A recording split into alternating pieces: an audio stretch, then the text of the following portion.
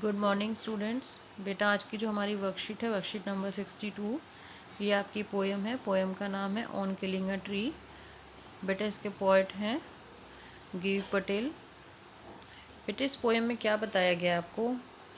इसने सबसे पहले तो इन्होंने इसकी समरी दी हुई है और उसके बाद इन्होंने हमें एक इससे स्टैंजा दिया हुआ है इस पोएम से रिलेटेड। पहले मैं इसकी समरी थोड़ी आपको क्लियर कर देती हूँ। इसमें जो है पोएट वो ये कहना चाहता है कि एक पेड़ को मारने के लिए ज़रूरी नहीं है कि आप उस पर घाव करें, क्योंकि अगर आप उस पर घाव करके उसे ख़त्म करने की कोशिश करते हैं तो वह दोबारा से जब भी उसे ज़मीन से अपना पूरा जितने भी न्यूट्रिएंट्स होते हैं वो मिल जाते हैं तो उसके दोबारा वो फिर ग्रो कर जाता है। तो इसीलिए हम उसकी बजाय कि उसे काटें या उसे हैक करें, तो उसकी बजाय हम अच्छा है कि उसको पूरा बढ़ने दें और उसकी बजाय उसे पूरा पनपने दें। क्योंकि जब कभी क्या होता है, जब सूर्य की रोशनी फीकी पड़ने लग जाती है और सूर्य हवा में उसका रंग भूरा पड़ने लग जाता है, वो सूख जाता है, मुड़ जाता है, तो वो अपने आप ही मृत्यु को प्राप्त हो जाता है। तो बेटा अब इससे रिलेटेड इन्होंने नीचे एक हमें एक्सट्रैक्ट दिया हुआ है, वो हम करते हैं। So hack and chop but this alone won't do it, not so much pain will do it. Hack means होता है बेटा कुल्हाड़ी से काटना और चॉप मीन्स काटना। तो इसमें दिया हुआ है कि जब भी आप किसी पेड़ को कुल्हाड़ी से काटते हैं और उसके टुकड़े करते हैं, उसके लिए ये काफ़ी नहीं है उसे ख़त्म करने के लिए। This alone won't do it, उसे ख़त्म करने के लिए इतना इनफ नहीं है, इतना काफ़ी नहीं है।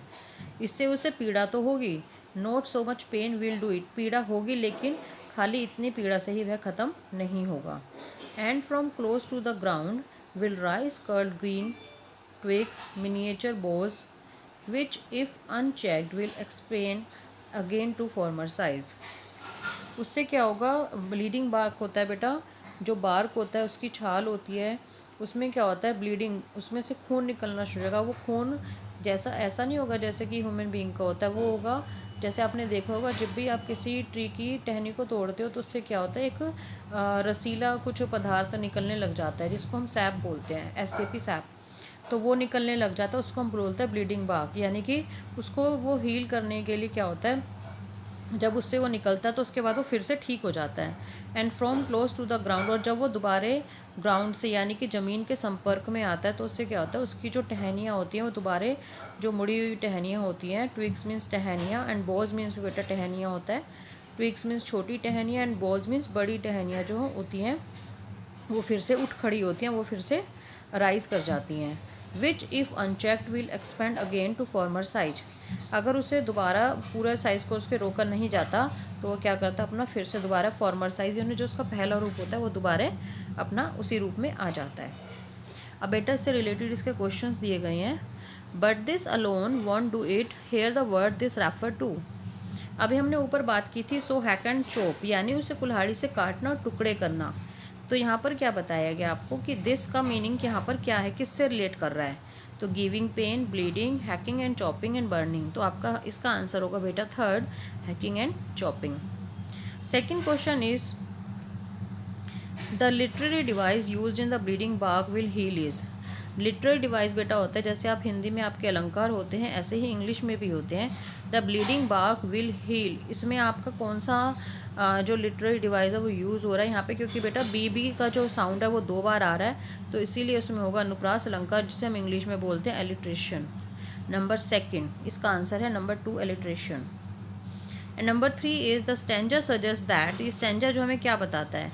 A tree can grow gain again ever even after it is cut, trees will be everywhere if not cut, trees do not feel pain, miniature trees can be grown from the main tree। तो ये बताता है कि हमें tree can grow again even after it is cut, कि एक पेड़ दोबारा भी उग सकता है चाहे उसे काट भी दिया जाए।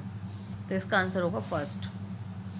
Bleeding bark means, bleeding bark मैंने अभी भी आपको बताया कि ब्लीडिंग बार्क का मीनिंग क्या होता है, sap coming out of the tree bark, यानी कि जो पेड़ की बार्क होती है, पेड़ की जो छाल होती है, जब आप उसको तोड़ते हो तो उसमें से जो सैप निकलता है उसका मतलब होता है ब्लीडिंग बार्क। नंबर 4 इसका आंसर इज करेक्ट।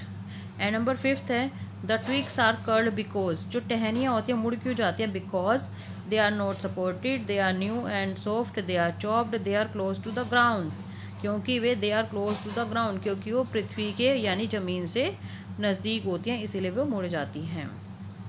ये बेटा आपकी जो वर्कशीट है ये पूरी हो गई है। इसको आप कंप्लीट करके इसके क्वेश्चन आंसर्स मुझे आप कॉपी में सेंड करेंगे। ओके बेटा।